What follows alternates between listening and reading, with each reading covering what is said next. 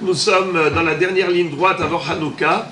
La question est de savoir, est-ce qu'il y a une mitzvah d'organiser des festins, des seroudot pendant la fête de Hanouka comme à Purim?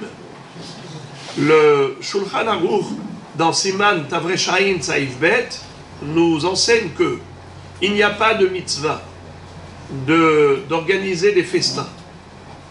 Ribouy à seroudot, chez Marbim Bahem, Em seroudot arshut, chez Lokevarum les mishte et simcha.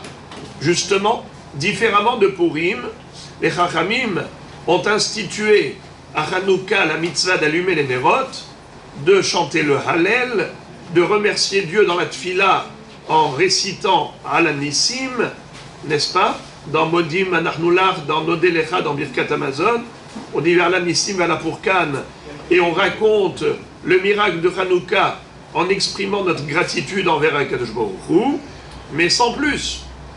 Mais le Rama rajoute Veyesh omrim shesh ktsat mitzvah beriboy haserudot mishum shebeotam hayamim haya Hanoukat hamizbeach. Le Rama, pour les Ashkenaz, dit qu'il y a quand même un petit caractère de mitzvah dans les seroudot qu'on organise à Hanouka, car en effet, ça correspond à l'inauguration du Beth Amikdash. Qu'ont innové les Yévanim. Ils ont organisé cela après que les Grecs avaient interdit le culte sacrificiel. Donc on a dû inaugurer le Beth Amikdash par l'allumage de la Menorah. Donc il y a une notion de Hanouka, c'est-à-dire inauguration, et donc il faut faire une Seudat mitzvah. Il faut faire une Seudat.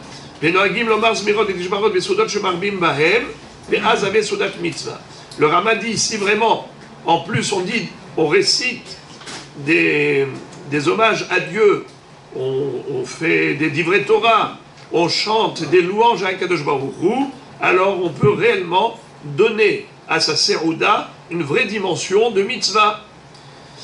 En plus, il dit que à Hanouka, on a l'habitude de manger du fromage.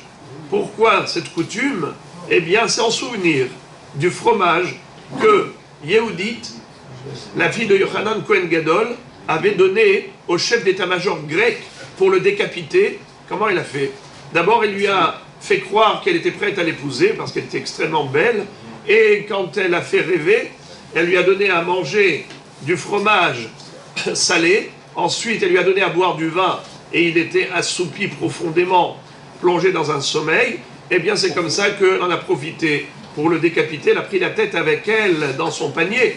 Elle a pu sortir librement, circuler tranquillement, puisque le roi, le chef d'état-major avait dit, cette femme, même si elle est juive, mais c'est la seule qui a levé le drapeau blanc et qui s'est livrée d'elle-même, donc laissez-la tranquille. Alors ils lui ont fait confiance, elle est retournée avec la tête du grand général dans son panier. Quand les Hashmonaïm ont montré aux Grecs cette tête, ils ont semé la panique, la zizanie, et c'est comme ça qu'ils leur ont donné le coup de massue. En tout cas, c'est à ce titre-là qu'on a l'habitude de manger un peu de fromage, même si on n'est pas tunisien. Alors, plutôt, même si on est tunisien, parce que c'est les Tunisiens qui n'apprécient pas trop le fromage. Bon, en tout cas, question. Pourquoi les Hachamim n'ont pas institué la mitzvah de faire un mishté à Hanouka comme à Purim? Pourtant, on a été sauvés. Le Mishnah Berurah nous explique que la différence entre les deux sauvetages, c'est que les dangers n'étaient pas du même caractère. À Purim, on était en danger physiquement, à Hanouka spirituellement. Haman voulait exterminer Israël, tout simplement. La Rogue, la Bed, la Shmid et Kol HaYehudim, Minarar ve'Adzaken Tafenashim biyom echad.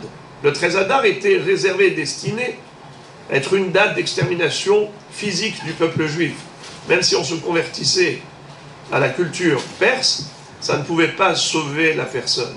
Donc, quand on a été délivré de Haman, Hachamim ont dit, le corps a été sauvé, le corps va se réjouir.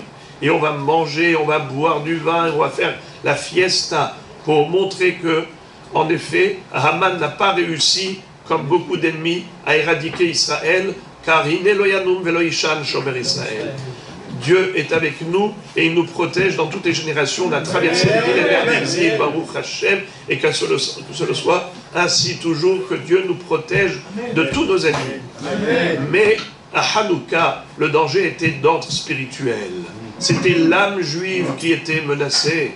Ils ont dit, vous pouvez, sans aucun problème, rester ici en Israël, mais soyez comme des goïms. Arrêtez d'étudier la Torah, d'observer le Shabbat, de faire la circoncision à vos enfants, de célébrer Rosh Chodesh pour faire des fêtes, et Yom Tov, de Pessah, Shavuot, Sukkot. Arrêtez tout ça. Maintenant, c'est démodé. Essayez de vous assimiler dans la nouvelle culture moderne, la culture grecque, avec toute sa philosophie, avec toute la modernité qu'elle a apportée au monde.